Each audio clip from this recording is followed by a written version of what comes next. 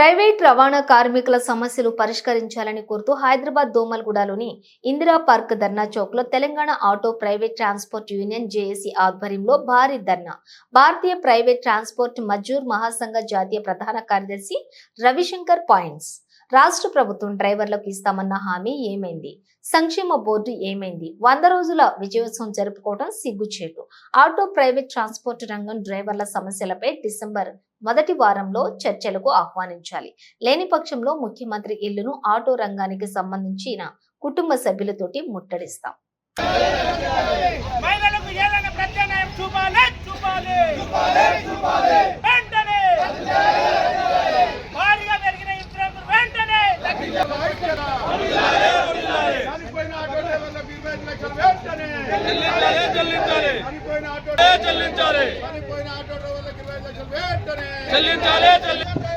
అందరు కూర్చోండి. చలో అందరు కూర్చోండి.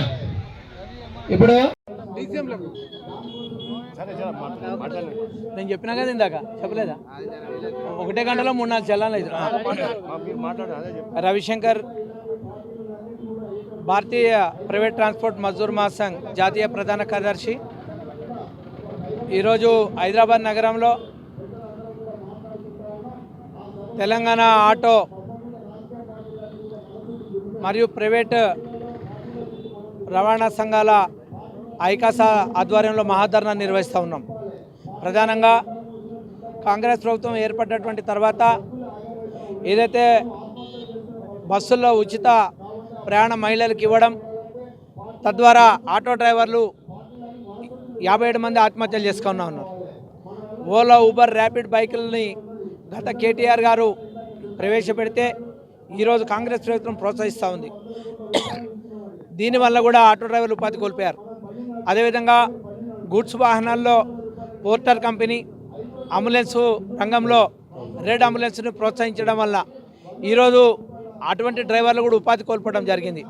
పైగా పుండుపై కారం జల్లినటువంటి విధంగా ఒకటే రోజు ఈరోజు ఆటో డ్రైవర్లకు కానీ, డీసీఎం డ్రైవర్లకు కానీ, ట్యాక్సీ డ్రైవర్లకు కానీ ఒకటే గంటలో ఒకటే పోలీస్ స్టేషన్ పరిధిలో 2 చలాన్లు 3 చలాన్లు రావడం అనేటువంటి దురదృష్టకరం. మరి గత ప్రభుత్వానికి ఈ ప్రభుత్వానికి తేడా ఏముందని చెప్పి మేము ప్రశ్నిస్తూ ఉన్నాం. మరి ఈరోజు 12,000 డ్రైవర్లకు ఇస్తామన్నటువంటి హామీ ఏమైంది? ఏదైతే ఆటో ప్రైవేట్ రవాణా కార్మికులకు సంక్షేమ బోర్డు ఏర్పాటు చేస్తామని చెప్పి హామీ ఇచ్చారు, మరి అదేమైంది?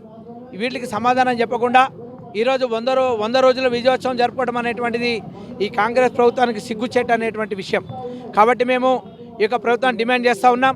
ఈ యొక్క ఆటో రంగంలో కానీ, అదేవిధంగా ప్రైవేట్ రవాణా కార్మికుల యొక్క డ్రైవర్ల యొక్క సమస్యలు పరిష్కారం చేయడానికి ఈ యొక్క డిసెంబర్ మొదటి వారంలో బేషరతుగా ఆటో రవాణా సంఘాన్ని చర్చలకు పిలవాలి. లేనటువంటి పక్షంలో ముఖ్యమంత్రి రేవంత్ రెడ్డి గారి ఇంటి ముందర భార్య పిల్లలతోటి ఆటో రంగం నుంచి మొదలైతే లారీ వరకు డీసీఎం కానీ, ట్యాక్సీ కానీ, ట్రాక్టర్ డ్రైవర్లు కానీ అందరూ కూడా కుటుంబాలతో ఇందరు ముందు వచ్చి కూర్చుంటారని చెప్పి హెచ్చరిక చేస్తూ ఉన్నాం. కాబట్టి బేషరతుగా మొత్తం డ్రైవర్లకు 12,000 ఇవ్వండి, పార్కింగ్ బోర్డు ఏర్పాటు చేయండి, చలాన్లు తగ్గియండి, చర్చలు జరపండి, సంక్షేమ బోర్డు ఏర్పాటు చేయండి. లేకపోతే నీ ఇల్లు ముట్టడం మాత్రం తప్పదని చెప్పేసి హెచ్చరిక చేస్తూ ఉన్నాం.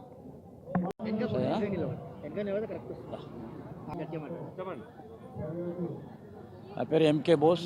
నేను టీఎన్డీసీ రాష్ట్ర అధ్యక్షుని.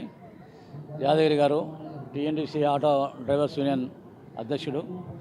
ఈరోజు auto drivers, trolley drivers, lorry drivers, private రవాణా శాఖకు సంబంధించిన డ్రైవర్ల జేఏసీ తరఫున ఈ ధర్నా కార్యక్రమాలు జరుగుతూ ఉంది. ఈ జేఏసీ తరఫున 21 డిమాండ్లు పెట్టడం జరిగింది. 21 డిమాండ్లు కూడా న్యాయమైన డిమాండ్లు. ఇవాళ ఆటో డ్రైవర్లో ఒక పరిస్థితి ఏముందంటే చాలా అయోమయమైన పరిస్థితిలో ఉంది.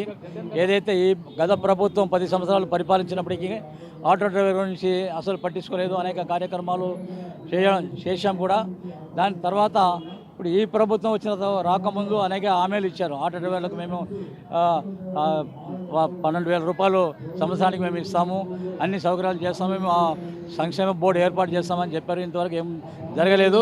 కాబట్టి ముఖ్యంగా ఆటో డ్రైవర్ల పరిస్థితి, ఇవాళ ఆటో డ్రైవరు మామూలు వ్యక్తిగా కాకుండా ఇవాళ డిగ్రీ చేసిన వాళ్ళు, బీటెక్ చేసిన వాళ్ళు, వివిధ డిగ్రీ చదువుకున్న వాళ్ళు కూడా వాళ్ళ నిరుద్యోగ సమస్య పెరిగిపోవడం వల్ల ఆటో డ్రైవర్గా వచ్చి ఆటో డ్రైవర్ నడిపిస్తూ ఉన్నారు.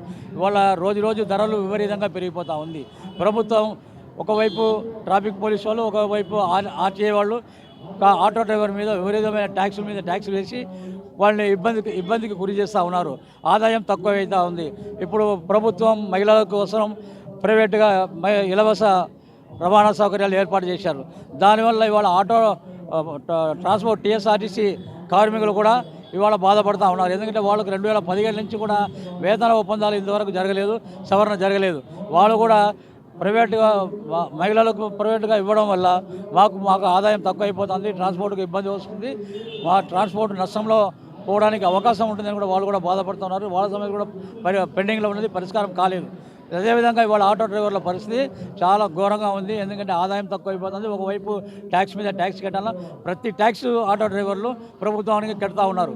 ఆటో డ్రైవర్లు కొన్ని లక్షల మంది ఇవాళ రాష్ట్రంలో నడిపిస్తూ ఉన్నారు.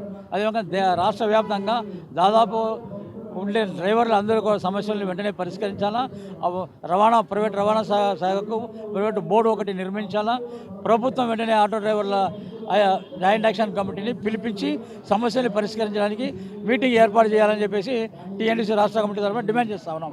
కాని పక్షంలో తర్వాత జాయింట్ యాక్షన్ కమిటీ కూర్చొని భవిష్యత్తు నిర్ణయాలు ప్రకటించి తీవ్రమైన పోరాటాలు ఏర్పాటు చేస్తామని చెప్పేసి హెచ్చరిస్తా ఉన్నాం ప్రభుత్వానికి. నా పేరు Yadagiri, auto union TNTC auto union రాష్ట్ర అధ్యక్షుడిని. ఈరోజు కాంగ్రెస్ ప్రభుత్వం వచ్చిన తర్వాత మహిళలకు ఉచిత బస్సు పెట్టి ఆటో డ్రైవర్లను మొత్తం రోడ్డు మీద తీసుకొచ్చినటువంటి పరిస్థితి ఏర్పడ్డది. ఆటో డ్రైవర్లు ఎన్నో ఇబ్బందులు ఎదుర్కొంటున్నారు. గిరాకులు కాక, ఫైనాన్సులు కట్టలేక అనేక మంది ఆటో డ్రైవర్లు ఆత్మహత్యలు చేసుకోవడం జరిగింది. దానికి తోడు ఎమ్మడే ఇది ఓలా ఊబర్ ఆటోలు కూడా రోడ్ల మీదకి తీసుకొచ్చేసి దానికి పర్మిషన్ లేకుండా ఓలా బైకులను తీసుకొచ్చి బైకుల ద్వారా కూడా ఆటో డ్రైవరు చాలా నష్టపోవాల్సిన అవసరం వస్తుంది. అందుకే ఇమ్మడే ఇది బైకులను రద్దు చేయాలని చెప్పేసి కూడా నేను డిమాండ్ చేస్తున్నాను. అదేవిధంగా మీటర్ ఛార్జీలు పెంచి 12 సంవత్సరాలు అవుతుంది, ఇప్పటి వరకు మీటర్ ఛార్జీలు పెంచలేదు. గత ప్రభుత్వం కూడా ఆలోచించలేదు మీటర్ ఛార్జీల గురించి. గత ప్రభుత్వం కూడా ఏనాడు కూడా ఆటో డ్రైవర్ల గురించి ఆలోచించలేదు. ఈ ప్రభుత్వం వచ్చి కూడా 12 నెలలు అవుతున్నప్పటికీ విజయోత్సవ సభలు జరుపుకుంటుంది, కానీ ఆటో డ్రైవర్ల గురించి ఆలోచించలేదు. ఏమంటే మీటర్ ఛార్జీలు పెంచాలి, ఆటో డ్రైవర్లను ఆదుకోవాలని చెప్పేసి కూడా నేను ప్రభుత్వాన్ని డిమాండ్ చేస్తున్నాను. అదేవిధంగా ఈ డిమాండ్లను పరిష్కరించలేని పక్షంలో పెద్ద ఎత్తున ఉద్యమం చేపడతాము. ఆటో డ్రైవర్లందరినీ ఐక్యం చేస్తాము. అవసరం అనుకుంటే రోడ్లన్నీ స్తంభింపజేస్తామని కూడా నేను ప్రభుత్వాన్ని హెచ్చరిస్తున్నాను.